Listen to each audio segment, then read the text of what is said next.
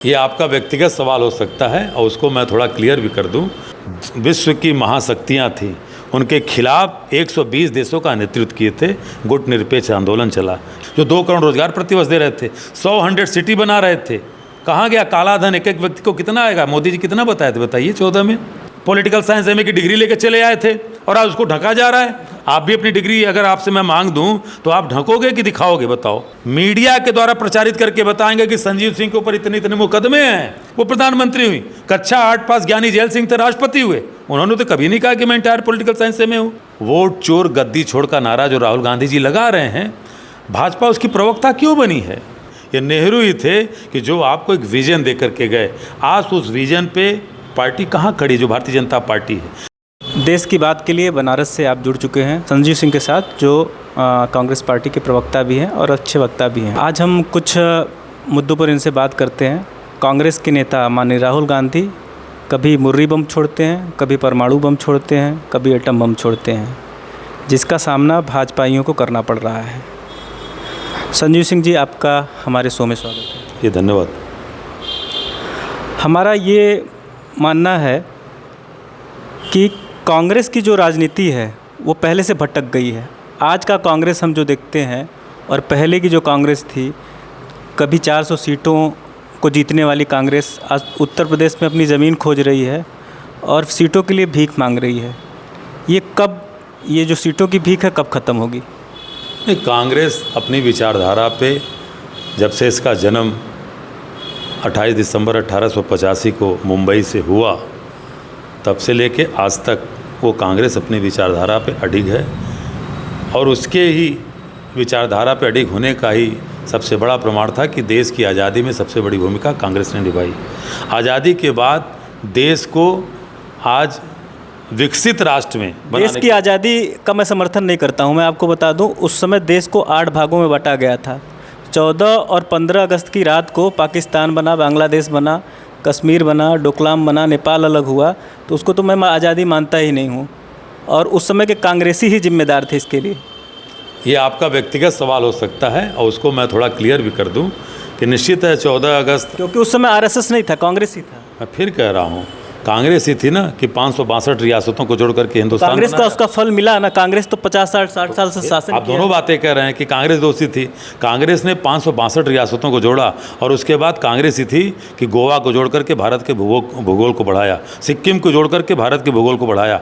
और आज स्थिति ये है कि जब देश की सीमाएं सुरक्षित, उस समय ऐसी परिस्थितियां थी कि नेहरू कहीं जाते नहीं थे, सुगौली की संधि हुई, अम्बेसडर को भेज दिया। आज नेपाल त्राही त्राही कर रहा है, बिहार का मध्य प्रांत, बिहार का मधुबनी प्रांत त्राही त्राही कर रहा है।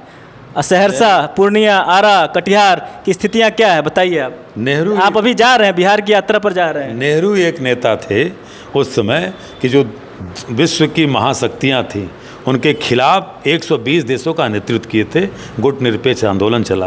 ये नेहरू ही थे। ये नेहरू ही थे कि जो आपको एक विजन दे करके गए। आज उस विजन पे पार्टी कहाँ खड़ी जो भारतीय जनता पार्टी है। नेहरू ही थे जिस बिहार की आप बात कर रहे हो, उस बिहार में नेहरू की देन थी कि वहाँ पर सबसे ज़्यादा पलायन है। पलायन की बात नहीं कर रहा हूँ, मैं कह रहा हूँ कि जिस बिहार, नेहरू की देन है कि बिहार सबसे ज़्यादा पिछड़ा हुआ है। वो तो आप फिर भाजपा की भाषा बोल रहे हैं। जैसे आज मोदी कहीं फेल होते हैं तो कहते हैं नेहरू का होता। आज मोदी सर्टिफिकेट नहीं दिखाएंगे, कहेंगे नेहरू की देन थी। दिक्कत ये है हम नहीं, ये भाजपा बोलती है नेहरू की देन है। मैं फिर कह रहा हूँ कि ये हमारी भाषा नहीं है। भाजपा हर स्पीच में जवाब तो सुन लीजिए। पंडित जवाहरलाल नेहरू को एक खंडहर भारत मिला था। उस खंडहर भारत को, जो 500 करोड़ के बजट से भारत शुरू हुआ था ना, उस भारत को आज 42 लाख करोड़ का बजट देकर के नेहरू की देन थी। उस खंडहर भारत की नींव पे शानदार भारत बना करके नेहरू दे के गए थे तमाम संस्थानों को, जिसको आज देश की सरकार बेचने का काम करती है। नेहरू ही थे कि जो इस हिंदुस्तान की उस फॉरेन पॉलिसी को दे के गए थे, जहाँ आप उस समय भी अमेरिका से आंखों में आग मिला करके बात करते थे। इंदिरा ही थी जो अमेरिका से आंखों में आग मिला के बात करती थी। तो कांग्रेस की जो देन है, आप कुछ सवाल कर सकते हैं, लेकिन वर्तमान सरकार जो 12 साल से है, उस पर जब सवाल उठते हैं तो जवाब ये नहीं होता है कि नेहरू ने क्या किया। 12 साल से आपने क्या किया? आप 12 साल से आए थे, 2 करोड़ रोजगार। वो तो बता तो रहे हैं, मैं कह रहा हूँ रोज अखबारों में निकल रहा है, टीवी पे चल रहा है, वो वही चलेगा।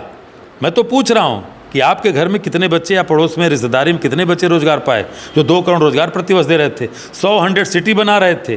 कहाँ गया काला धन? एक एक व्यक्ति को कितना आएगा? मोदी जी कितना बताए थे बताइए 14 में? 15-15 लाख। ये मैं ये कह रहा हूँ अभी।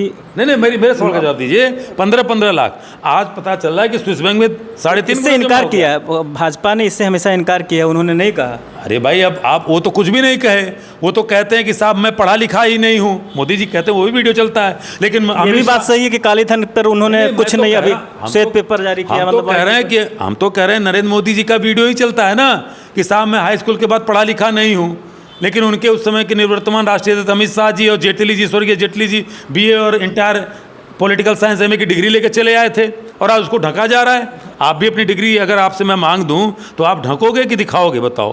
कोर्ट में चले जाओगे? नहीं भाई संजीव सिंह को दिखाना है। नेतृत्व को डिग्री की जरूरत नहीं है, मुझे जहाँ तक लगता है। नहीं, बिल्कुल किसी की डिग्री की जरूरत नहीं है, चाहे वो माननीय राहुल गांधी हो। नहीं है, सुनिए, इसलिए है कि जिस चुनाव आयोग में हम अपनी जब प्रत्याशी के रूप में देते हैं तो एफिडेविट देते हैं और उसी एफिडेविट में चुनाव आयोग कहता है कि आपके ऊपर कोई आपराधिक मुकदमा है तो आप मीडिया के द्वारा प्रचारित करके बताएंगे कि संजीव सिंह के ऊपर इतने इतने मुकदमे हैं, आपकी जनता जाने। तो वो जनता नहीं जानना चाहती क्या कि Narendra Modi ji entire political science के छात्र हैं कि नहीं रहे हैं?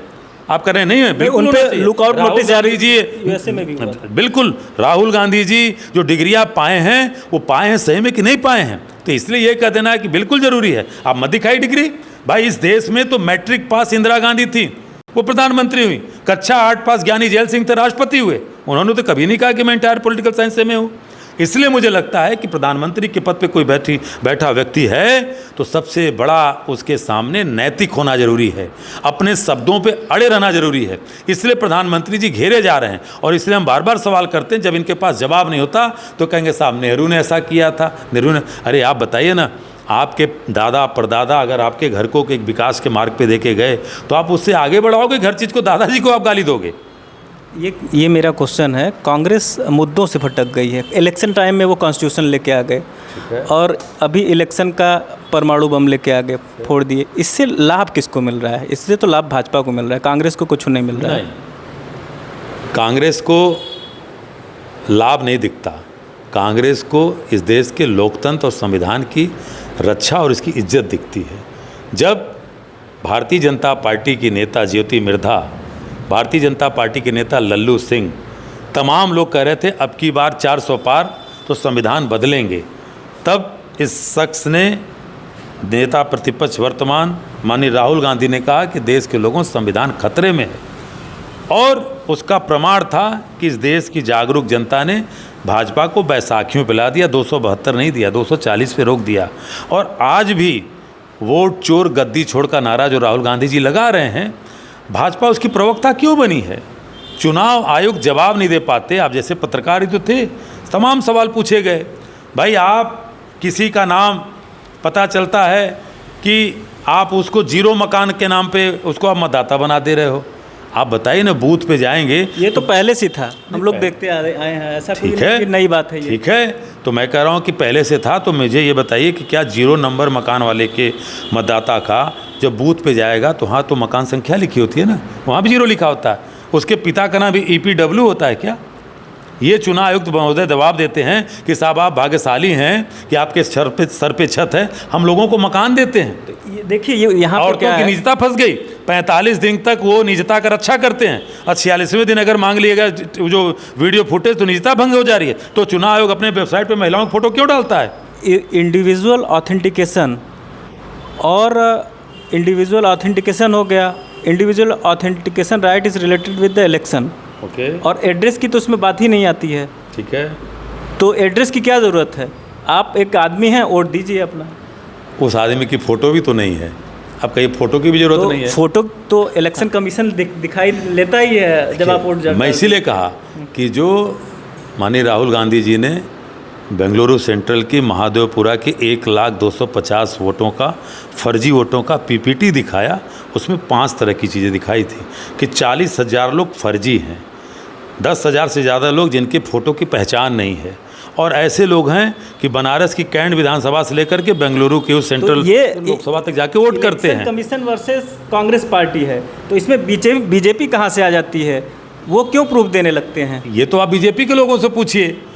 राहुल गांधी ने तो बार बार कहा ना कि लड़ाई इस देश के जनतंत्र के, उस जनता के एक वोट के बचाने की है। लड़ाई नरेंद्र मोदी बनाम राहुल गांधी नहीं है, लड़ाई कांग्रेस वर्सेस बीजेपी नहीं है, लेकिन प्रवक्ता बनकर के भाजपा के लोग आते हैं। और इसका सबसे मजबूत जवाब है कि 65 लाख, लगभग 10% बिहार के मतदाताओं का वोट काटा गया। सरकार तो डबल इंजन वालों की है ना, क्या 65 लाख केवल इंडिया गठबंधन का वोट था? ये तो हम भी नहीं मानते। कभी एक भी भाजपा का नेता उस 65 लाख वोटरों के प्रति कोई भी मर्म नहीं, कोई भी दर्द नहीं। तो इसलिए ये शंका ज़्यादा बलवती होती है कि चुनाव आयोग और भारतीय जनता पार्टी मिल करके वोट चोरी करा रहे हैं। और ये अंतिम क्वेश्चन है, दर्द तो बहुत है, देखिए दर्द तो डॉलर का भी है, तो ये दर्द कहाँ से कम होगा? क्या हम लोगों को भी अब बाहर जाना होगा अमेरिका कमाने के लिए? देखिए, हिंदुस्तान की नींव को खोखले वादों से और जनता के बीच डर दिखा करके जो 12 साल से सत्ता काबिज है, आज वो वहाँ पहुँच गई है। ये वही प्रधानमंत्री थे, कहते थे जब डॉलर का दाम बढ़ता है, रुपए का दाम गिरता है, तो मनमोहन सिंह, डॉक्टर मनमोहन सिंह को मनमोहन सिंह कहते थे कि प्रधानमंत्री की इज्जत गिरती है। आज डॉलर 90 रुपये के पास जा रहा है। आप मुझसे नहीं, आप ईमानदार पत्रकार है, भाजपाइयों से पूछो कि प्रधानमंत्री की इज्जत कहाँ पे है। और स्थिति ये है कि आज हमें लगता ही नहीं कि हमारे देश के प्रधानमंत्री माननीय नरेंद्र मोदी हैं। ऐसा लगता है हिंदुस्तान के लोगों को इस देश को चलाने वाला व्यक्ति है जिसका नाम डोनाल्ड ट्रंप है। वो तय कराता है कि सीज फायर कब करोगे। कितनी आपत्तिजनक भाषा बोला कि मैंने 24 घंटे का समय दिया था और वो 5 घंटे में सरेंडर कर गया। किसको बोला? तो उसका नतीजा मिला ना 50% टैरिफ। तो कौन लाया? जो लोग नमस्ते ट्रंप करा रहे थे, हाउडी मोदी करा रहे थे, my best friend Donald Trump, ये काम तो अटल बिहारी वाजपेयी ने भी नहीं किया। जब क्लिंटन ने कहा था कि पाकिस्तान से युद्ध रोक दो, कहा कि नहीं मैं नहीं आऊँगा, ये काम तो इंदिरा जी ने कहीं नहीं किया निक्सन के साथ कि माय बेस्ट फ्रेंड निक्सन। ये काम तो राजीव गांधी जी ने किया कि George Bush my best friend. ये क्यों कहे? क्योंकि पहली बार हिंदुस्तान की फॉरेन पॉलिसी को धक्का तब लगा कि जब हमारा प्रधानमंत्री अमेरिका जाके कहता आपकी बार ट्रंप सरकार। आप बताइए, इसी लोकतंत्र में कल अमेरिका का राष्ट्रपति आ जाए और कहे अब की बार राहुल सरकार, तो बर्दाश्त करेंगे? हमें नहीं बर्दाश्त है, क्योंकि हम नहीं चाहते हैं कि हमारे लोकतंत्र में, हमारी इस प्रक्रिया में कोई भी बाहर का राजदूत आकर के और हमारा प्रधानमंत्री जाकर किसी दूसरे देश के किसी भी राजनयिक का प्रचार करे। तो जब ऐसा हुआ तो आप अमेरिका के सामने पिछलग्गू हो गए। आपके पूरे शासन तंत्र को आज डोनाल्ड ट्रंप चला रहा है, आप बोल नहीं पाते हो। उसने 50% आपका टैरिफ ठोक दिया। सनातन की विजय बताई जा रही थी, यहाँ पे होम हवन हो रहा था, कौन लोग थे? आज वो लोग मुँह छिपा के फिरते हैं। तो इसलिए हमने बार बार कहा था, इसलिए आज इस चीज़ पे ज़्यादा शर्मिंदा हैं कि हमारे देश की इज्जत को पूरी तरह से 12 सालों में हर क्षेत्र में, अर्थव्यवस्था के क्षेत्र में, फॉरेन पॉलिसी के क्षेत्र में और डेवलपमेंट के क्षेत्र में बुरी तरह से। यहाँ का नौजवान अमेरिका से हथकड़ी लगा के आया, नेपाल के लोग आए, उनको हथकड़ी नहीं लगाएगी। हमारा प्रधानमंत्री चुप्पी साधे था, my best friend Donald Trump, ये कहने वाला प्रधानमंत्री रोक नहीं पाया। तो पूरी तरह से लोग, और छोड़ दीजिए 8.5 लाख से ज़्यादा संजीव सिंह जी ये बताइए, माइग्रेशन भी छोड़ के जा चुके हैं। माइग्रेशन भी यहाँ ज़्यादा है। जो पढ़ा लिखा वर्ग है, पिछले 14 सालों में इनका शासन है, 5 लाख से ज़्यादा लोगों ने नागरिकता छोड़ दी है। 8.5 लाख, 8.5 लाख, ये 2023 तक का आंकड़ा है। और ये आपको पढ़े लिखे हैं, पैसे वाले हैं, फिर कह रहा हूँ, पढ़े लिखे हैं, पैसे वाले हैं, और बहुत से उसमें भारतीय जनता पार्टी के सपोर्टर भी रहे हैं, सपोर्टर भी रहे। मैं तो इस बात को कहता हूँ कि कांग्रेस की सरकार थी, 2G स्पेक्ट्रम घोटाला, CWG घोटाला, कोल ब्लॉक घोटाला, हमने तो अपने उस गठबंधन के नेता ए राजा कन्मोई को जेल भेजा। तो आप मानते हैं सब घोटाले? नहीं, वो तो हम क्या माने। अब आप सक्षम पत्रकार हैं, कोर्ट ने तो एक चीज़ को कर दिया, आपने देखा नहीं, डिसीजन आपने देखा नहीं, कैग के विनोद राय जो फर्जी मुकदमा लिखवाए थे, कैसे कहा कोई ऐसा कोई घोटाला ही नहीं हुआ। CWG को लेकर का ऐसा कुछ, कलमाडी साहब को लेकर कहा था ऐसा कोई घोटाला नहीं है। कोल ब्लॉक में सुप्रीम कोर्ट ने क्या कहा कि कुछ क्लर्कियल मिस्टेक है, ये घोटाले बनाए गए, लेकिन हमने जांच कराई, हमने लोगों को जेल भेजा। जनता आज तो मोदी जी के कार्यकाल में नुकसान तो कांग्रेस का ही हुआ ना, कई राज्यों में कांग्रेस साफ हो। ठीक है, कम से कम जनता आज समझ रही ना कि कांग्रेस थी तो कम से कम नैतिकता की बात करने लायक वो थी। कांग्रेस थी तो दूध का दूध पानी का पानी करती थी। आज तो नरेंद्र मोदी के राज में 4 मोदी भाग गए। ललित मोदी, नीरव मोदी कहाँ है भाई? वो विदेशों से फरमान जारी करते हैं। जाते जाते तो माल लिया, यानी माल्या, जो माल लेके चला गया उसने कहा मैंने दिया भी। माल्या ने तो दोनों लोगों को दोषी ठहराया कि कांग्रेस की भी गलती थी और भाजपा की भी गलती आप है। जैसे पत्रकार थोड़ा ईमानदारी रखिए कि जब वो माल लिया, यहाँ से माल लेके गया ना, तो स्वर्गीय अरुण जेटली को हमने माल दिया तब निकले थे। तो मेरा ये कहना है कि सरकार के अंदर हिम्मत है तो गौतम अडानी आज अमेरिका की कोर्ट में अपराधी हैं।